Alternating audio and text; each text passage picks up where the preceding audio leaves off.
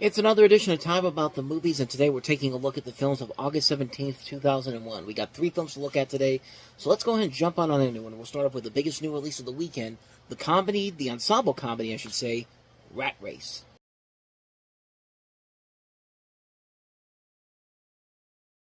So Rat Race is basically heavily inspired by It's a Mad, Mad, Mad, Mad World. I mean, it's a movie that's trying to be the modernized version of It's a Mad, Mad, Mad, Mad World, or even something like Cannonball Run, in a way. But you have 6 teams of people who are given the task of racing 563 miles from the Las Vegas desert to Silver City, New Mexico, to a train station where a storage locker contains a duffel bag filled with $2 million.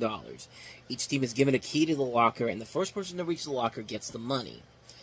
We've had movies that try to do this before. There was a movie back in the 80s called $1 Million Mystery, which actually had a tie-in with Glad Bags, where you buy Glad Bags and you get the clues to find out where this where these 4 separate bags of $1 million are. And they tried to sell it with the movie, but the movie didn't do so well. And in fact, you didn't really need to see the movie. You just had to go to the store and get the Glad Bags in order to find the millions of dollars. And I don't know whatever happened with that, but this movie didn't have a gimmick to it. In fact, far from it. This is a film that is very, very funny, criminally underrated, too. I mean, a cast that includes such names as Rowan Atkinson, Whoopi Goldberg, Cuba Gooding Jr., Wayne Knight, John Lovitz, Kathy Najimy, Breckenmeyer, Amy Smart, Seth Green, Vince Villeneuve, John Cleese, Dave Thomas. Just a phenomenal, phenomenal cast in this movie. And it's funny as all hell. This is one of the most hilariously underrated films that you probably have never even heard of. But when this movie came out, we went to go see this in the theater, and we had the time of our lives watching this movie, and it still holds up. It's over 20 years later. It's one of those really hilarious comedies that it's classic screwball comedy at its best. I mean, this is Jerry Zucker. This is not all the Zucker brothers in general, but Jerry Zucker worked with the Zucker brothers on The Naked Gun and Airplane, so he still proves of this movie that he's still got it. I mean, this is the last thing I think he directed of noteworthiness, if I'm not mistaken. Yeah, it's the last thing he worked on besides Scary Movie 5, which wasn't that great of a movie to begin with, even for the Zucker brothers, even with David Zucker on there. But this was the last thing he directed, and man, it's freaking hilarious, man. It's a brilliantly funny movie. Like, everybody in the cast works so great. The writing is top-notch. The comedy is top-notch. It's just an amazing film. I can't recommend this one enough. If you have not seen Rat Race, you're doing yourself a major disservice by not doing so. Rat Race, I highly recommend it. So with that said, let us move on to our next movie, and that is Nicolas Cage and Penelope Cruz in Captain Corelli's Mandolin.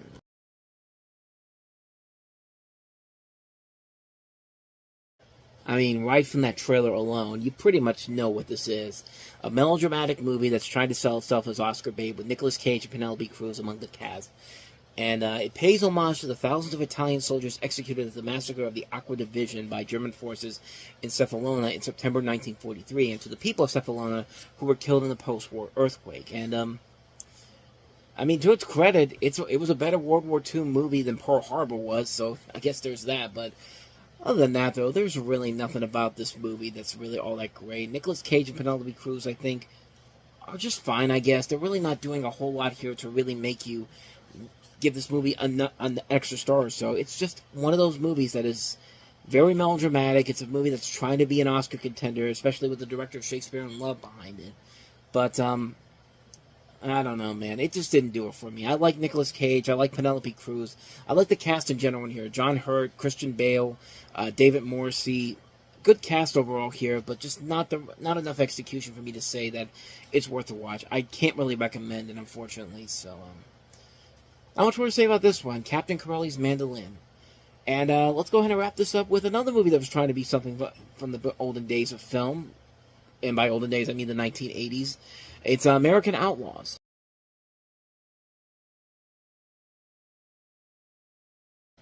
I mean, the movie was quite literally just a retread of Young Guns for a new generation. The story of this is when the Midwest town learns that the corrupt railroad baron had captured the deeds to their homesteads without their knowledge, a group of young ranchers join forces to take back what is rightfully theirs. In the course of their vendetta, they will become the object of the biggest manhunt in the history of the Old West, and as their fame grows, so will the legend of their leader, a young outlaw by the name of Jesse James. Jesse James, in particular, played here by Colin Farrell. You also have Scott Conn, Ali Larter from Varsity Blues, Gabriel Mock, Priest Suits, Gregory Smith from Small Soldiers. Kathy Bates is in here as well. Timothy Dalton, Terry O'Quinn. So there's a good cast involved in here. And really, I think the biggest problem with the movie comes straight from the director of this movie, Les Mayfield, who isn't a bad director. He has made some good movies that I've liked. I thought Encino Man was fine for what it was. I liked Miracle on 34th Street. I liked Blue Streak.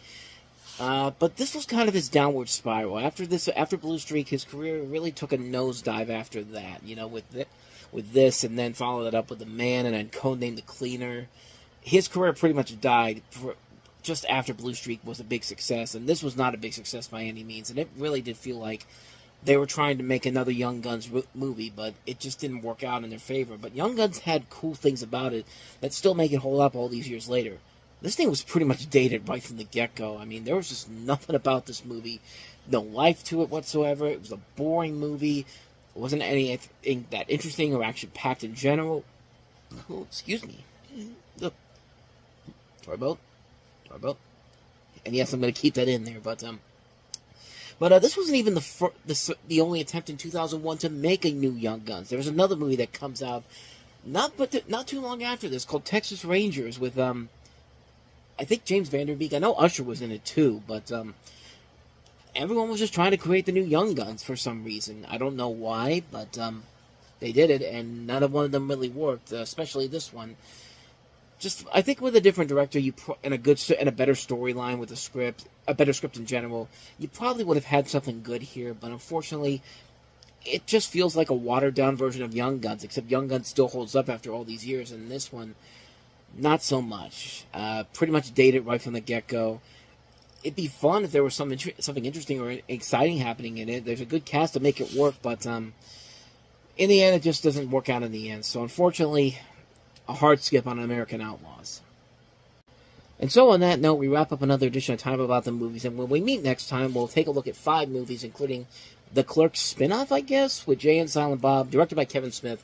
Jay and Silent Bob Strike Back. We'll also take a look at Summer Catch with Freddie Prinze Jr. and Jessica Biel, John Carpenter's Ghost of Mars. We also have Woody Allen's latest movie, the crime comedy The Curse of the Jade Scorpion, and pre-Donnie Darko Jake Gyllenhaal in Bubble Boy. So 5 films to look at next time around, and we will delve into those movies on the next episode. But until then, thank you so much for watching, and if you want to see more videos like this, please hit the playlist on the next page, check out the previous episode, and also don't forget to hit the like and subscribe button if you want to see more videos like this on this channel. So with that said, I am off. I will see you guys next time, and until then, as always, take care.